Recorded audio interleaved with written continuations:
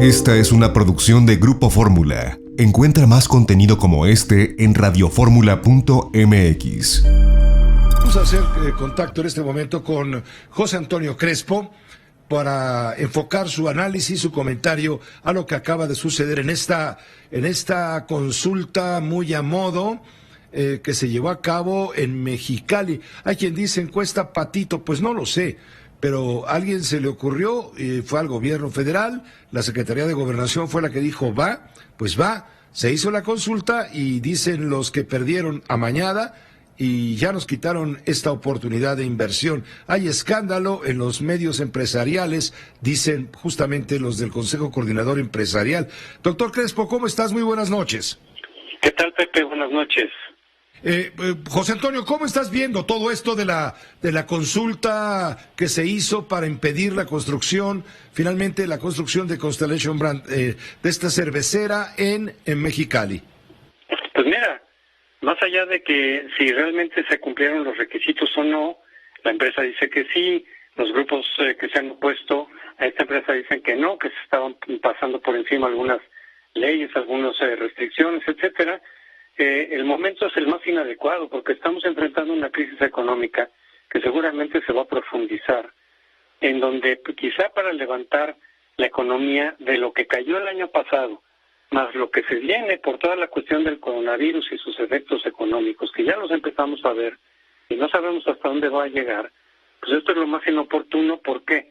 Porque no solamente es que se va a dejar de recibir una inversión muy importante, que iba a generar empleo, que iba a generar también exportaciones de México, aunque sea una empresa extranjera, pero se va a elaborar con materia prima mexicana, así estaba planeado. Pues no solamente que dejemos de recibir una importante inversión calculada en 1.400 millones de dólares, sino que además el gobierno va a tener que pagar por lo que ya se hizo, calculado justamente en 900 millones de dólares, es decir, cerca o más de 20,000 millones de pesos.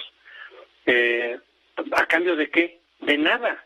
Pues era otra vez dinero tirado a la basura, justo cuando estamos necesitando de recursos tanto para enfrentar la crisis sanitaria propiamente, con cuestiones de hospitales, de aparatos, etcétera, respiratorios, como para tener una estrategia contracíclica que no conocemos todavía en qué va a consistir, pero desde luego que se va a requerir dinero para evitar o amortiguar la caída que puede sufrir nuestra economía. Y esos recursos, en lugar de enfocarlos justo a eso, se van a tirar a la basura, Pepe, porque son 900 millones de dólares a cambio de nada. Es decir, la empresa no va a salir perdiendo, se puede ir a otro lado. Sí, va a buscar compensación, ¿sí? Y va a buscar que le paguen pues daños y perjuicios, indemnización, desde luego. Y con todo el derecho, porque el gobierno podrá tener la facultad de decir, no le voy a dar los permisos, pero a cambio de no aceptar este contrato, va a tener que pagar básicamente todo ese dinero que ya se invirtió. Repito, a cambio de nada, es decir, dinero tirado a la basura, cuando más necesitamos fondos públicos para enfrentar la crisis sanitaria y la crisis económica que se nos viene encima. Pésimo momento, pésima decisión desde el punto de vista económico. Repito, no sé si de verdad iba a faltar agua o no, pero ya estaba la empresa echada a andar. Y otra cuestión... Bueno, lo que se alega, perdón la interrupción, lo que se alega es que ya habían dado permiso gobiernos anteriores. No, por supuesto.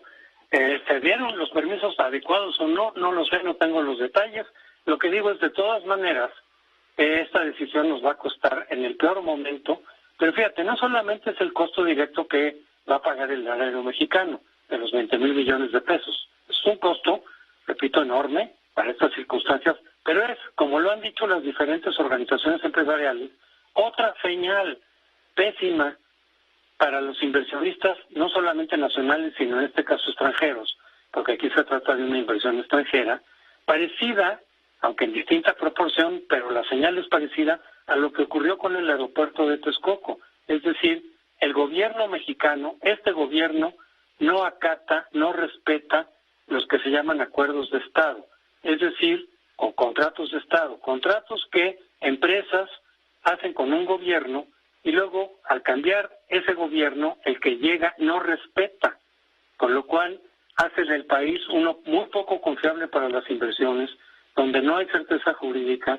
donde no hay confiabilidad, y eso aleja futuros capitales porque pueden decir, oye, si ahí ya llevaban el 70% de avance o cercano al 70%, y a la mitad del juego te cambian las reglas con una consulta que efectivamente no es legal. No sé si sea ilegal, pero legal no es porque no está de acuerdo a la Constitución. Además, pues, sin las garantías, por lo tanto, de una consulta, un ejercicio democrático, etcétera.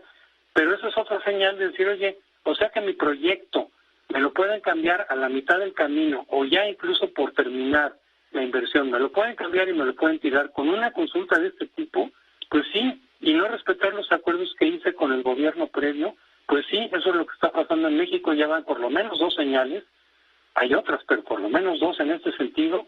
Y entonces, ¿qué pasa? Que se aleja la inversión, se van a países donde sí se respetan estos acuerdos de Estado y que no haya el riesgo de que te cambien las reglas a la mitad del juego. Sí, Entonces, fíjate que el periódico The Wall Street Journal hoy publica un comentario sobre esto, en donde surgen, por supuesto, quejas irónicas diciendo, órale, inversionistas extranjeros, vengan a México, gasten su lana para crear una nueva fábrica que genera empleos, y luego pues aguántense porque vía un referéndum se las tiran, ¿no?